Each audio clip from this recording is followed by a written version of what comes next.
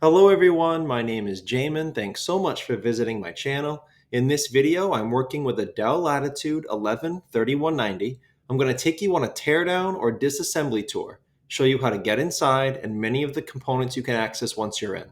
So first thing, power down your computer the correct way, make sure it's off and unplugged from your charger. We're then going to flip your computer over to access our bottom case screws. After removing all 7 screws, you're going to take a small, flat plastic pry tool and go around the seam of the bottom case to pry it off from the rest of the computer. It's generally easier to start near the rear, near one of the 2 hinge assemblies. Work your way in one direction, and if you get stuck, leave it, start on the other side, and go in the other direction. Also, be careful not to put your pry tool too far in. You could damage some internal components. Just keep it on the edge. Go nice and slow and careful but firm, and you'll be able to get that bottom case off. Once you get your bottom case off, this is what you're looking at for the inside of your computer. Now, as a general computer repair side note, whenever I'm working on a computer in my shop, it's sitting on an anti-static mat. Either that or an anti-static bracelet are great ideas to avoid damaging things in your computer when you're working on it. If you would like any help with any tools or supplies for your computer project, as well as any replacement or upgrade parts for this specific model, the 3190, there will be a link above. Also below in the description, it will have all those tools and supplies and the replacement and upgrade parts for this model computer. Now, before I touch anything in a laptop, I always remove or at least unplug the battery. Computers are safest to work on when as little power as possible is running through them. The battery is right here near the bottom of my screen. This battery is a 42 watt hour, 11.4 volt battery. The Dell part number is YRDD6. I will have all the battery information below in the description if you need it to search for a replacement, but I will also have a battery replacement option below in the description in that link I mentioned with all the upgrade and replacement parts for this model computer. It's held in by 3 screws near the red arrows. It plugs into the motherboard here near the green arrow, and there's a piece of black tape near the blue arrow that you have to undo to get that battery out. As far as the plug goes to unplug it, this goes for any wires or cables in a computer. Don't pull on the actual wire if you can help it, just manipulate the plug. If you pull on wires, sometimes it can damage them or it can pull the wires right out of the plug. So in this case, there's a grip on either side of that battery plug. You can use your fingernails or a pry tool to wiggle that right out of that port. And I guess as a last thing to mention about this operation, if you're here because your laptop is not turning on, your battery could be bad, it may need to be replaced, but keep in mind that most laptops should still turn on and function with a bad battery as long as the charger is plugged in. So if your computer is not turning on at all, there's most likely another cause than just a bad battery. I will have a video tutorial link above. Also below in the description, it'll show you the troubleshooting process to find out why your laptop's not turning on and how to fix it. To get the RAM out of the way first, as you notice here, guys, there's no removable RAM in this computer. All you have for RAM is onboard. It's soldered to the motherboard. The only way that you can increase your RAM is to swap out your motherboard for a motherboard with a higher RAM amount. So as far as RAM, unfortunately, you can't upgrade your RAM at all with this computer. Moving on to the storage, you do have a single M.2 SATA port right here for a solid state drive. The maximum value for this computer for your storage, I believe, is 256 gigabytes according to the user manual. So as you can see, this takes the smaller solid state drives here, but it also takes the longer 2280s that will screw down here. So below in the description, in that link I told you about with all the replacement and upgrade parts, I will include a smaller 128 gigabyte solid state drive. If yours went bad and you're looking to replace it and keep the cost as low as possible. But if you're looking for a slight upgrade, I will also include a longer 2280, and that will be a 256 gigabyte for a little upgrade there. If you guys would like any help understanding the differences between hard drives and various types of solid state drives, I will have a video link above. also below in the description. And that will be a quick introductory overview of how hard drives and various kinds of solid state drives are different from each other and how they may work better in different situations. And I guess the last thing to mention about installing a new solid state drive, if you do install a new one, you may need to install an operating system onto it afterwards. If you would like help with that, I will have two different video tutorial links below in the description. One will show you how to install Windows 10 onto a Dell laptop. The other will show you how to install Windows 11.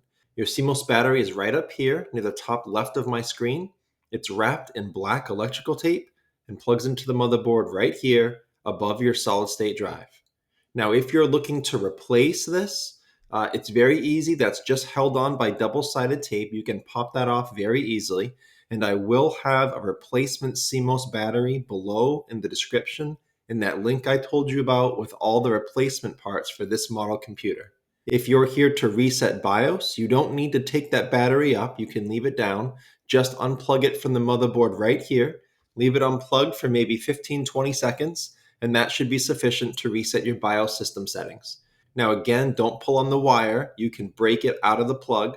Just use your fingernails or a pry tool and wiggle that plug out of that port.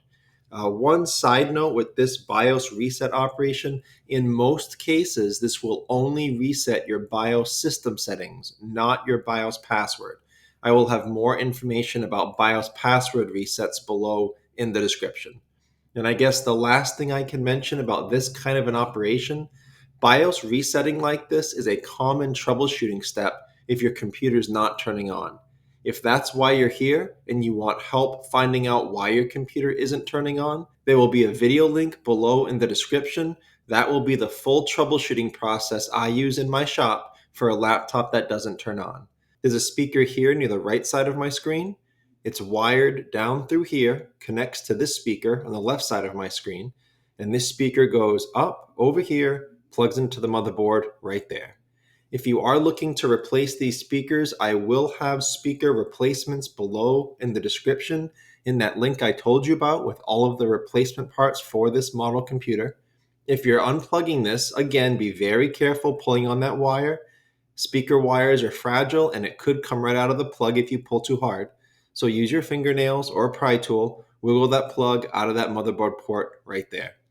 Also, these speakers are not actually screwed down. You see these black rubber washers over these posts for sound insulation.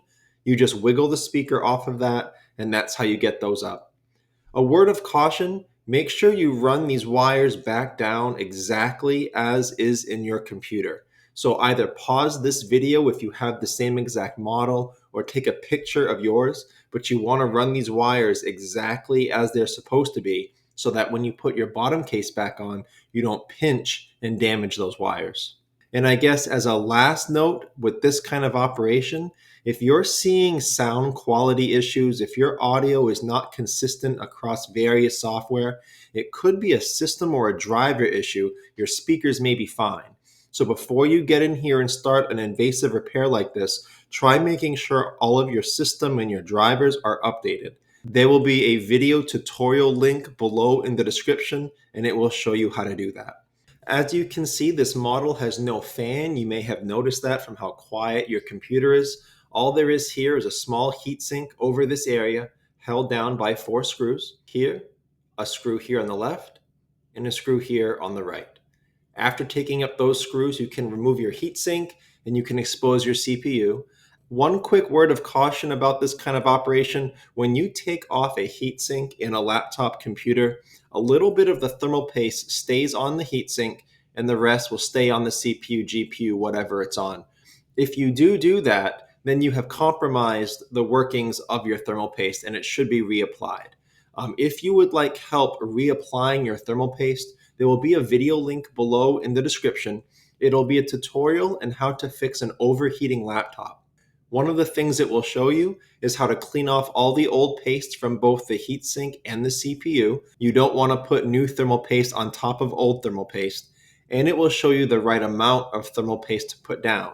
If you put down too much thermal paste, you could end up locking heat in rather than facilitating its transport out. So again, that video will be below in the description if you would like help with that. Another thing to mention about thermal paste, not all thermal paste is created equal. The cheaper stuff does work, but the more expensive stuff will generally do a better job. So below in the description, in that link with all the tools and replacement parts, I will include a couple different options for thermal paste. One will be on the cheaper side, which probably will be okay for a computer like this. But for your future projects on other computers, I will include a more expensive one that may get the job done a little better. As far as the other components in this computer, you have your power jack right here, protected by a metal guard with 2 screws, and it plugs into the motherboard right there. And then you have quite a few of these ribbon cables. You have your touchpad ribbon cable that comes here and plugs into the motherboard there. And you have your keyboard ribbon cable that plugs in here. Be very careful with these type of ribbon cable connectors. These black clips are very fragile, and if you break them, you may not be able to find a replacement, which means your ribbon cable may never fasten down correctly again. So be very careful when operating those. The way you operate these is you take a small, very, very flat pry tool, slide it up underneath the black clip from this direction, from the ribbon cable side, and then gently pop that black clip up. It opens like a book cover. It'll open from the bottom, hinge side is on top, and be very careful when operating those. If you're here to get at your LCD assembly, you would need to unscrew both hinge assemblies, and then you would need to unrun the wire. So down through this hinge assembly, you have your LCD cable. There's a metal guard here with 2 screws. You take that off, you can access your LCD cable. And then running through this hinge assembly are your antenna wire that plug into your Wi-Fi card. There's also a metal guard here you need to unscrew. That Wi-Fi card is soldered to the motherboard. It cannot be replaced, but you still can snap off your antenna wire. As a quick note with that, to snap them back onto the Wi-Fi card, they do need to be at a perfect 90-degree angle to snap back on. And you are strong enough to damage them if they're not at the right angle and you try to force it. So when reattaching those, go nice and slow, be patient. You'll be able to get them on. And then after that, you'll be able to get your LCD assembly off. Most computer shops like myself, when we're replacing an LCD, we prefer to replace the entire LCD assembly. It's easier, it's faster. But if you're doing this as a DIY project, replacing the LCD is definitely cheaper, although it would be more work. So below in the description, I will have a general tutorial video showing you how to replace an LCD inside the LCD assembly. That should guide you through the process. If you need help with your specific model you're working on, if that video didn't help you enough, leave me a comment. Let me know what model you're working on, and I can try to help you out. But that's it for this video, how to get inside your Dell Latitude 3190 and access many of the internal components. Thanks again so much for watching. Please remember to like and share if this helped you out, if you think it can help someone else out. And feel free to subscribe if you enjoy DIY computer content like this, or if you just want to keep me on hand to answer any of your future computer questions. I do try to answer all questions throughout my channel at least a couple times a day. Also, feel free to check out the related links section below in the description. From time to time, I do try to add things in there that I think will help you with your general computer life, make it more productive, more enjoyable. So thanks again for watching, everyone. I look forward to seeing you on my next video.